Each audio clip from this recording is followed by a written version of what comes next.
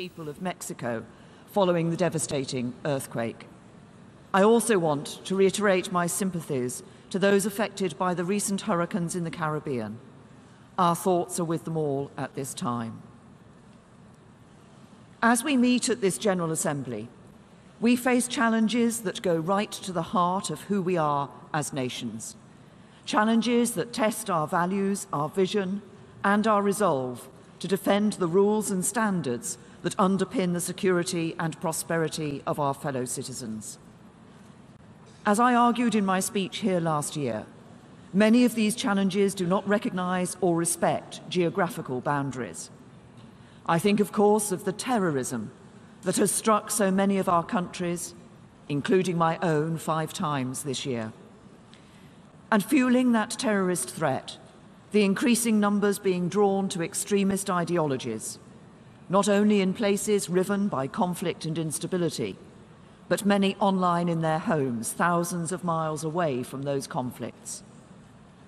I think of the climate change, which is depleting and degrading the planet we leave to our children.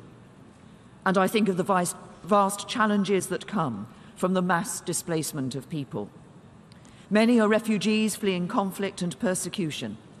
Others are economic migrants, prepared to risk everything on perilous sea crossings in the desperate search for a better life for themselves and their children. Through this migration, we also see the challenges of economic inequality between countries and within them. This inequality, together with weaknesses in the global trading system, threatens to undermine support for the forces of liberalism and free trade that have done so much to propel global growth.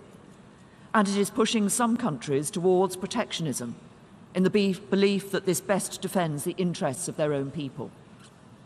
And as the global system struggles to adapt, we are confronted by states deliberately flouting, for their own gain, the rules and standards that have secured our collective prosperity and security. The unforgivable use of chemical weapons by the Syrian regime against its own people, and perhaps foremost in our minds today, the outrageous proliferation of nuclear weapons by North Korea and a threat to use them. I believe that the only way for us to respond to this vast array of challenges is to come together and defend the international order that we have worked so hard to create, and the values by which we stand. For it is the fundamental values that we share, values of fairness, justice, and human rights, that have created the common cause between nations to act together in our shared interest and form the multilateral system.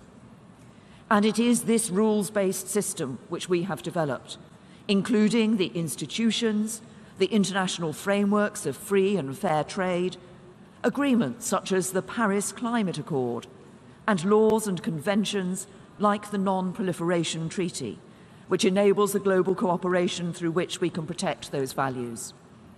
Indeed, the defining purpose of the UN Charter is to maintain international peace and security, to develop friendly relations among nations, to achieve international cooperation in solving problems of an economic, social, cultural, or humanitarian character, and to be a centre for harmonising the actions of nations in the attainment of those common ends.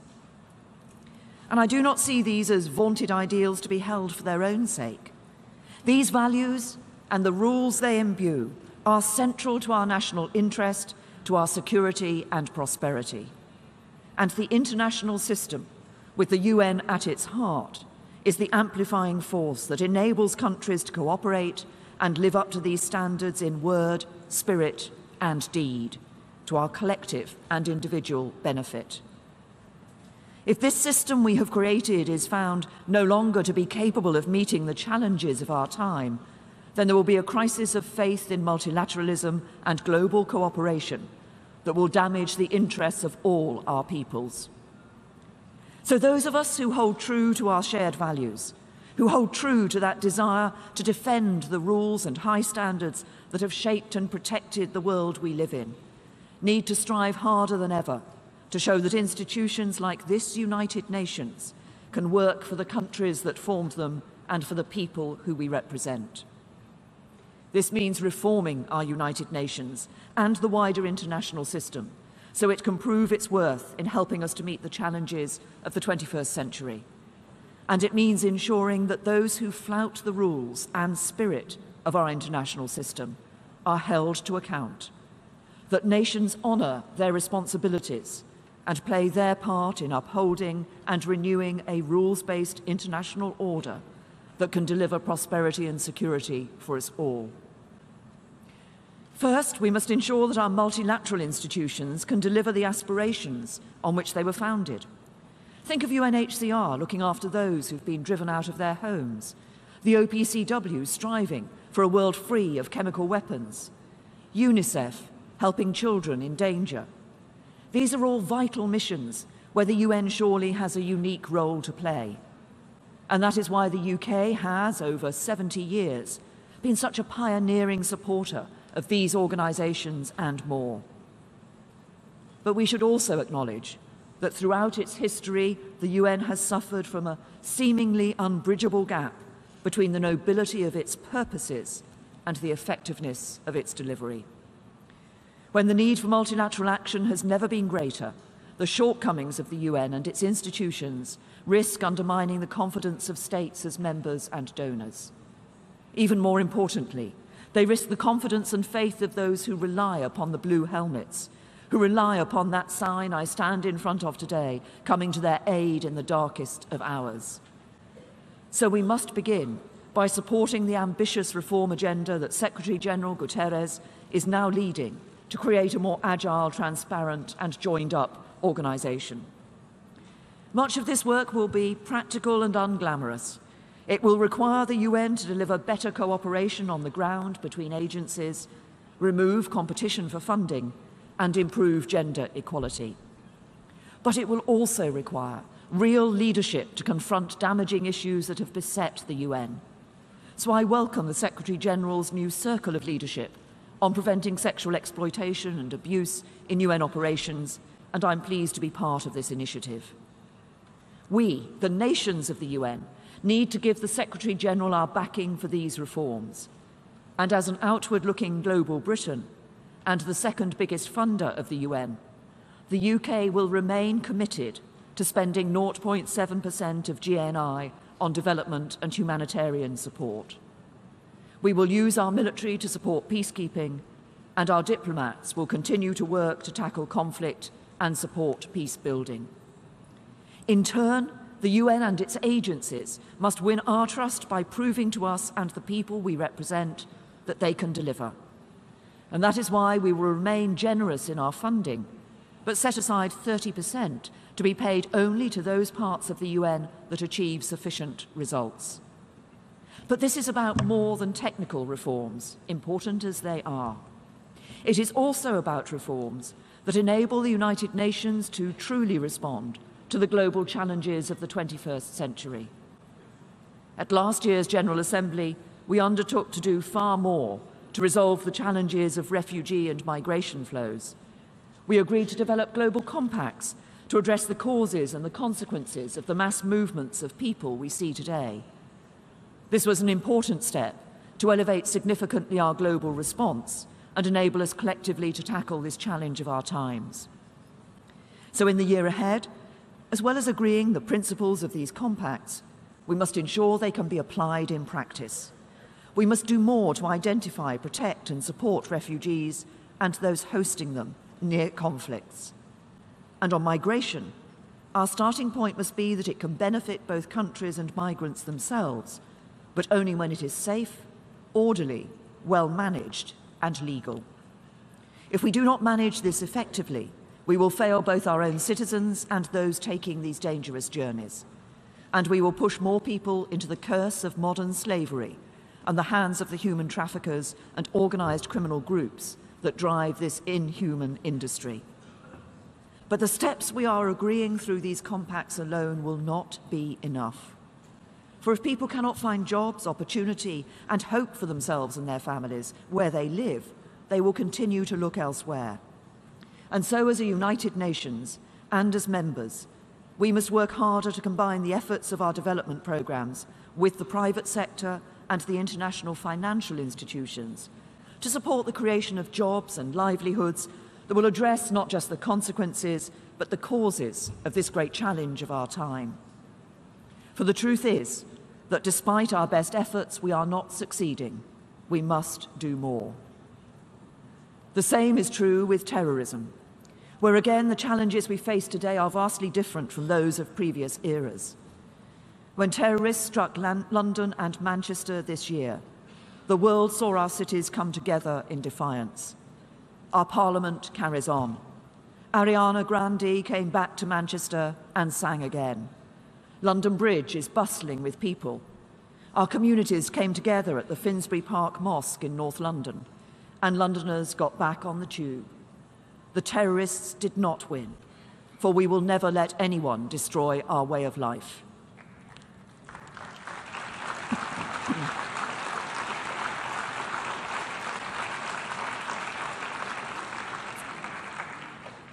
But defiance alone is not enough. As leaders, we have all visited too many hospitals and seen too many innocent people murdered in our countries. In the last decade, hundreds of thousands have been killed by terrorists across the world. This is a truly global tragedy that is increasingly touching the lives of us all. This year is the 10th anniversary of the death of the woman who introduced me to my husband and who was known well to many of us in this United Nations. Benazir Bhutto was brutally murdered by people who actively rejected the values that all of us here in this United Nations stand for, in a country that has suffered more than most at the hands of terrorists. Murdered for standing up for democracy, murdered for espousing tolerance, and murdered for being a woman. When I think of the hundreds of thousands of victims of terrorism in countries across the world, I think of their friends, their families, their communities, devastated by this evil, and I say enough is enough. So, of course, we must continue to take the fight to these terrorist groups on the battlefield, and the UK will remain at the forefront of this effort, while also helping to build the capabilities of our alliances and our partners to better take on this challenge. And we must also step up our efforts as never before to tackle the terrorist use of the internet. For as the threat from terrorists evolves, so must our cooperation. And that is why today, for the first time in the UN, governments and industry, through the Global Internet Forum for Counterterrorism, will be coming together to do just that.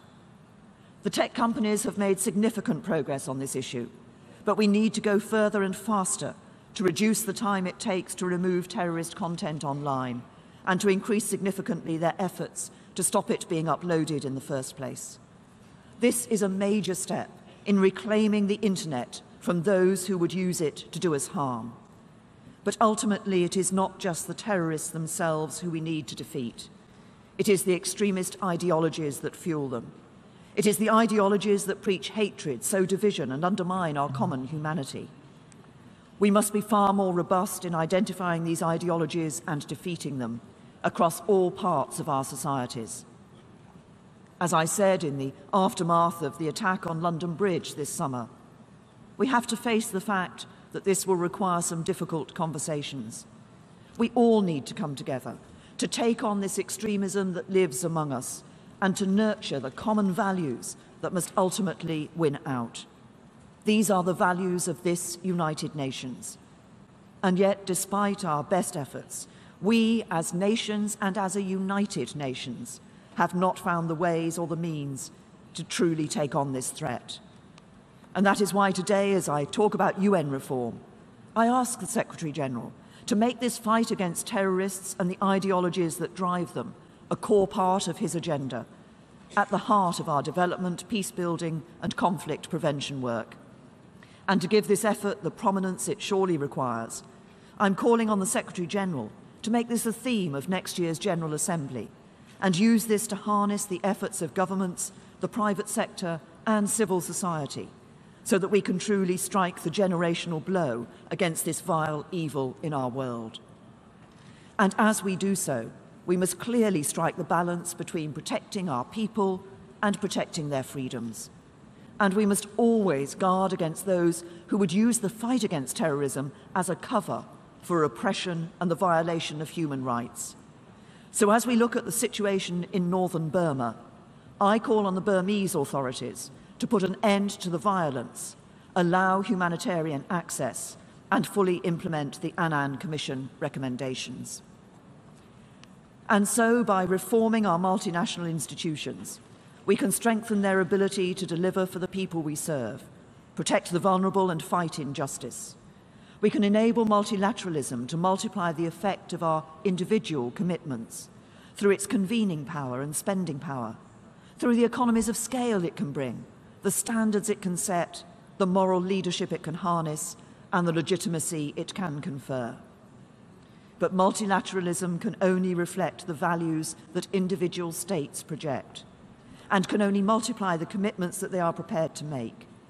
It is strong nations that form strong institutions, and which provide the basis of the international partnerships and cooperation that bring stability to our world. And so it falls to us all to decide whether we will honour the responsibilities that we have to one another. I've talked about the role of the UN in stepping up on counter-terrorism, but this is an area where we as states have critical responsibilities which the UN cannot itself address alone. For it is inescapable that the terrorism, conflict, and instability that we see across the world is in many cases driven by the actions of states acting through proxies. So when countries back groups like Hezbollah to increase instability and conflict across the Middle East, support so-called separatists in Ukraine to create instability on Europe's eastern borders, or give tacit support to criminal groups launching cyber attacks against our countries and institutions, they call into question the very rules and international system that protect us. And that is why, both globally, but also in our own continent of Europe, the UK will remain steadfast in our commitment and responsibility to ensure the security and stability of our friends and allies, as we have done for generations. And just as it is the responsibility of nations not to seek to advance their interests through terrorist or proxy groups, so it is also the responsibility of each of us to act together in the face of the most egregious violations of our common rules and standards.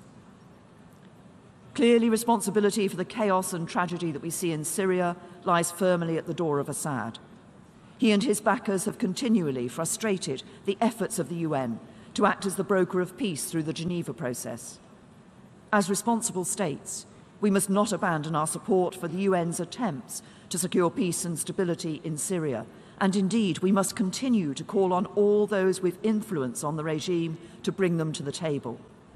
But in recent weeks, the UN has also confirmed what we all knew, namely that the Syrian regime has used chemical weapons on its own people. In the face of that, we have a responsibility to stand up, to hold the Syrian regime to account. This responsibility sits with us all, but a particular special responsibility lies on the shoulders of the permanent members of the Security Council. And as one of these 5 members, the United Kingdom takes our special responsibility seriously. So I'm proud that we have used the full weight of our diplomacy to ensure that we have not had to exercise our veto in a generation, seeking to foster international cooperation, not frustrate it. But others have not done so. One country in particular has used its veto as many times in the last 5 years as in the whole of the second half of the Cold War. And in so doing, they have prevented action against a despicable regime that has murdered its own people with chemical weapons. As a result, in Syria, the United Nations has been blocked. This has undermined the values that we hold dear and the international rules-based system that is the basis of security and prosperity around the world. Now we face an even more immediate global danger in the activities of Kim Jong-un and his regime in DPRK.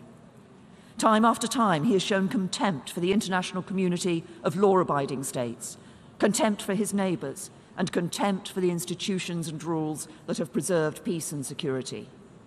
On this challenge, the UN in recent weeks has shown it can step up to the task, with last Monday's Security Council resolution creating the biggest sanctions package of the 21st century.